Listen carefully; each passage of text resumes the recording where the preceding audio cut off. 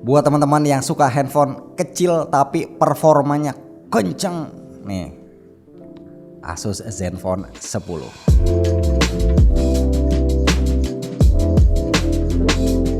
Bismillah, alhamdulillah kita ketemu lagi bareng gua Romi. Kabar baiknya si Zenfone 10 ini dia udah masuk resmi. Bisa pre-order sekalian nyari aksesorinya di Tokopedia kayak casing atau anti gores. Kenapa? Karena bisa tumpuk semua promo dari cashback, diskon sampai bebas ongkir. Dan jangan lupa tiap jam 2 siang ada war di Tokopedia. Cek linknya di deskripsi. Oke, baiklah. Ini dia Zenfone 10. Dari boxnya menggambarkan ya ini handphone yang simple, minimalis. Nah kalau kita lihat dari penampakan box luarnya, sebenarnya ini udah mulai kelihatan agak-agak kotor karena jujur ini adalah barang pinjaman dari Asus, tapi ini bukan versi yang resmi, ini masih versi yang global, yang versi resminya akan datang mungkin dalam waktu dekat. Nah kalau kita buka isinya ada apa aja sih? Oke, jadi ini kita langsung dihadapkan dengan kelengkapannya. Di sini ada, nah ini casing, terus ini quick guide. Nah ini handphonenya, terus ada charger. Kita dikasih yang 30 watt ya, charger 30 watt, dan juga ada kabel C to C berwarna hitam seperti ini. Oke, langsung kita lihat handphonenya. Nih dia handphonenya. Jadi gua kebagian yang warna hitam. Kita tahu si Zenfone 10 ini kan punya pilihan warna yang ada 5 kalau nggak salah. Warnanya itu yang ceria-ceria, ada merah, biru, hijau, putih gitu ya. Tapi gua kebagian yang warna hitam, sekaligus ini untuk menggambarkan kalau seandainya nih kalian nggak suka warna yang terlalu kejreng, pengen yang paling netral, yang istilahnya paling kalem. Nah warna hitamnya kurang lebih seperti ini. Casingnya juga warna hitam. Ini casingnya hard case, tipis, termasuk style case juga sih ini ya, nggak full menutupi tapi cukup aman. Oke, ini nanti gua akan coba belakangan untuk pasang casingnya. Nah untuk bahan handphonenya dari belakangnya ini masih mirip-mirip seperti si Zenfone 9. Sebenarnya ini harusnya bahannya plastik ya, cuma dia ada finishing kesannya itu kayak paper-like, kayak kertas. Untuk port-portnya kita lihat dulu di bagian atas ini masih dikasih jack audio ya, dan juga di sini ada mikrofon. Oke, di bagian bawah ini ada grill speaker dan juga ada port USB-C, terus ada slot kartu. Terus di bagian kanan, nah ini ada tombol power yang sekaligus sebagai fingerprint. Ini tombolnya sakti nih ya, bisa macam-macam fungsi biasanya kalau Zenfone. Terus juga ada si tombol volume. Nah sebelah kirinya cuman ada garis-garis antena aja, jadi nggak ada tombol, nggak ada port apapun, kosong. Untuk handlingnya sama seperti si Zenfone 9. Ini adalah handphone flagship yang resmi paling compact yang bisa kita beli di Indonesia. Enak banget dipegang pakai satu tangan, untuk jari gua ini bisa tuh, malah masih bisa lebih ya tuh, enak banget dan enteng. Build quality-nya premium karena frame-nya ini kan dari metal dan gua ketuk-ketuk gitu rasanya tuh solid banget. Dan jangan lupa dia punya IP68, tahan air dan tahan debu. By the way, ini kalau kita beli gak ada anti goresnya, setahu gue ya gak ada anti goresnya. Nah ini gue udah pakein anti gores tambahan. Gue pakai yang matte ya, yang hydrogel tapi yang matte biar nggak mantul-mantul. Dan untuk casing-casing yang lain gue lihat sudah ada beberapa yang jual juga di Tokopedia. Ada beberapa dari yang murah sampai yang harganya lumayan ratusan ribu. Nanti teman-teman bisa langsung cek aja kalau pengen nyari aksesorinya.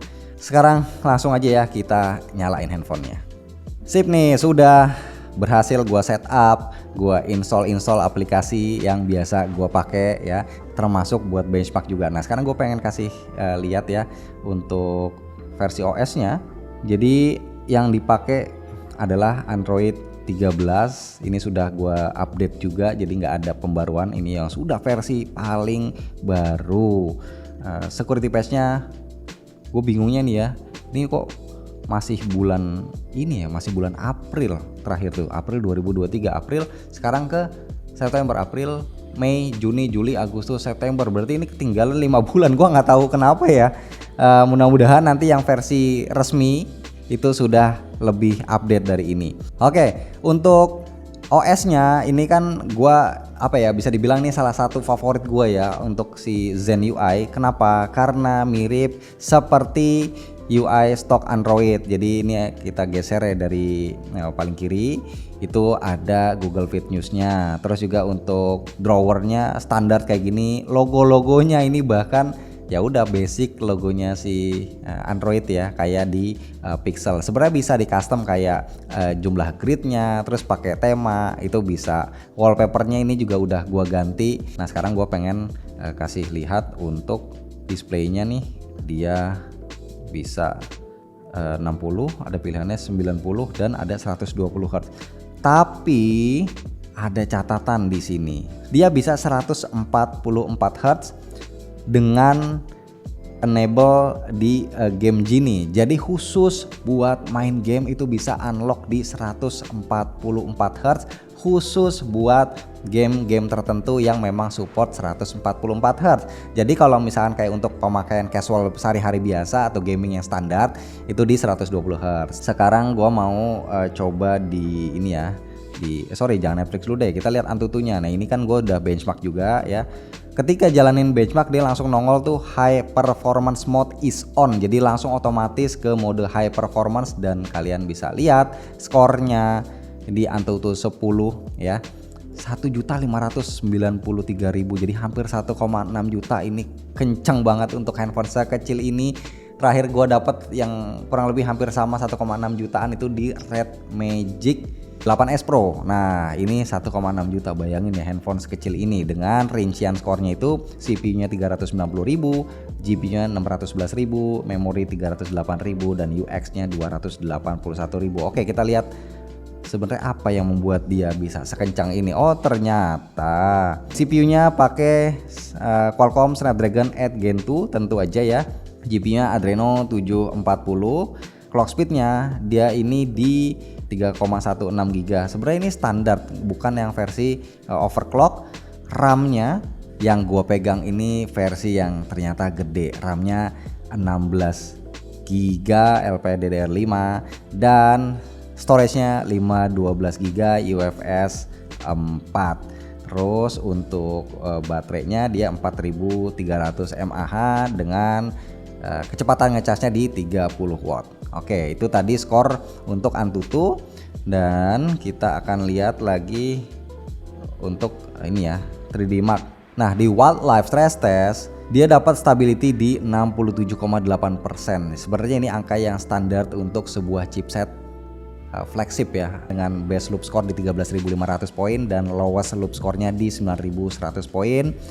Untuk temperaturnya aman sih ya, paling tingginya di 48 derajat Celcius. Ini standarnya Snapdragon 8 Gen 2 ada di angka seginian ya kurang lebih. Oke, nah sekarang kita akan lanjut lagi untuk ngecek di Netflix ya. Gua mau sign in dulu di Netflix ya.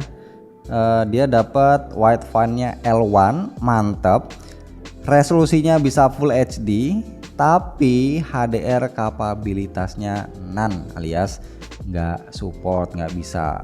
By the way, sebenarnya ini layarnya sudah support HDR10 Plus, dia kan 5,9 inci ya. Tadi udah gue bilang 144 Hz, panelnya Super AMOLED HDR10 Plus dan brightness-nya memang nggak terlalu tinggi ya, ada di 1100 nits ya, lumayan lah untuk layar handphone sekompak ini. Sekarang kita coba HDR Bali, bisa tuh kalau di YouTube ya bisa sampai 2160 HDR-nya aktif. Oke, kita lihat, asik sih. Kalau untuk layar mah oke ya, paling ya cuma brightness-nya aja kalau misalkan kita pakai di tempat yang terang banget, terik banget ya, ini nggak ngejreng flagship lain yang brightness-nya itu bisa nyampe 1500 nits atau bahkan 2000 nits-nya, ini cuma 1100 nits aja. Oke, sekarang kita akan coba untuk speakernya. Ini dual speaker ya.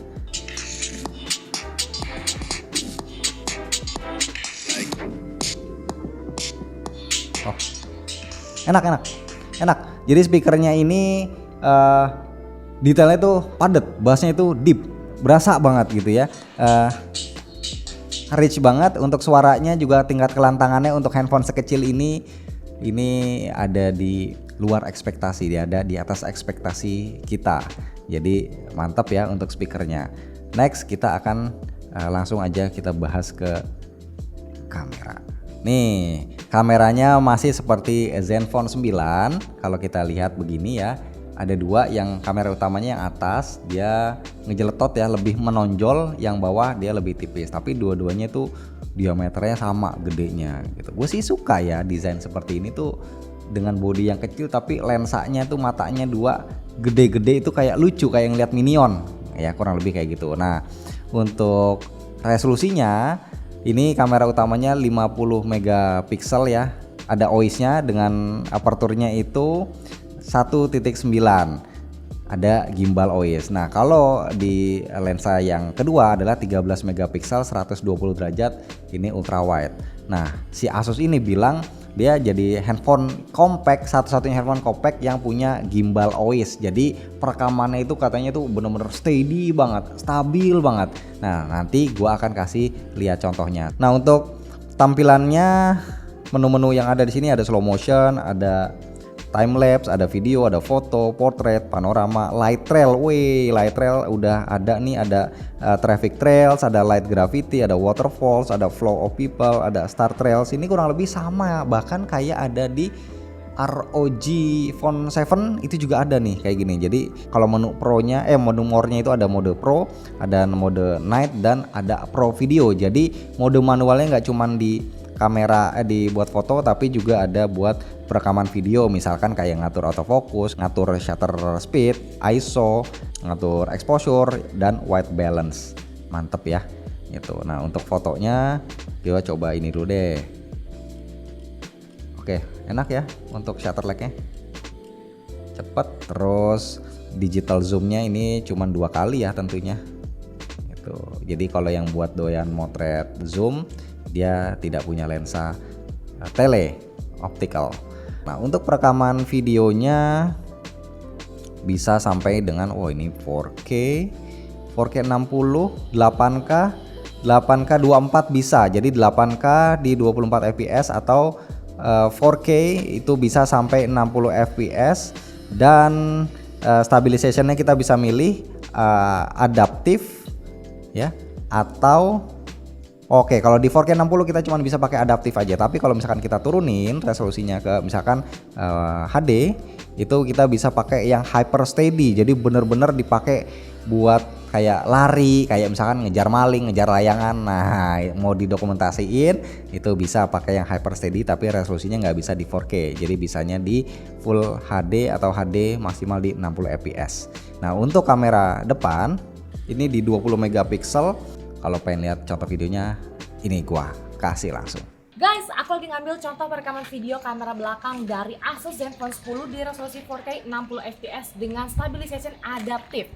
Nah, sebenarnya resolusinya itu mentok di 8K 24 fps, tapi hyper steady-nya off.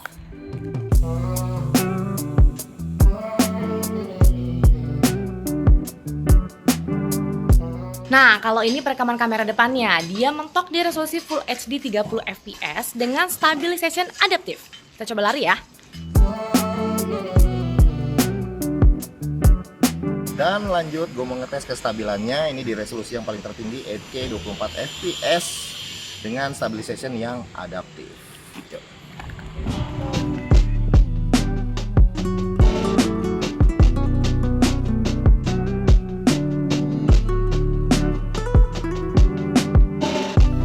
Nah, dan yang ini adalah 1080 di 60 fps tapi dengan stabilization yang hyper steady.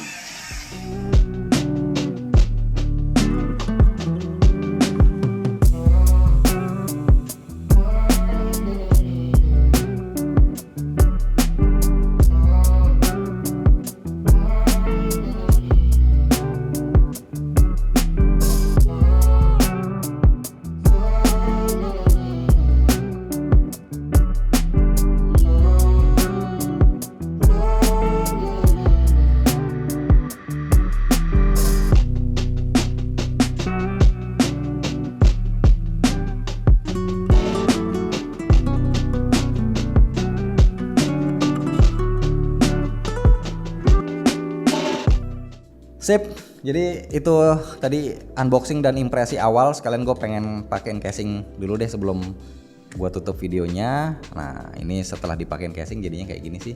Bagus ya, cakep casing bawaannya, enak. Jadi menurut gue nggak usah beli casing tambahan lagi. Dan ini ketika dibandingin dengan handphone yang lain ini tuh ya, jauh gedenya. Ini Nubia Z50 Ultra, ini Zenfone 10. Terus Lex, sorry Lex, minta tolong itu deh Lex, Fold 5 Lex. Nah ini Fold 5. Jadi ini masih menyandang gelar handphone paling compact, yang paling kencang, yang resmi tersedia di Indonesia. Buat teman-teman yang pengen beli ya, nanti insya Allah kita juga pengen bikin video review lengkapnya. Karena handphone kayak gini tuh biasanya apa ya, bisa jadi collectible item lah, karena nggak semua brand berani atau mau ngerilis handphone compact tapi sekencang ini, sepowerful ini. Untuk link harganya, versi resminya gua taruh di deskripsi. So sekian aja video kali ini, terima kasih buat yang udah nonton.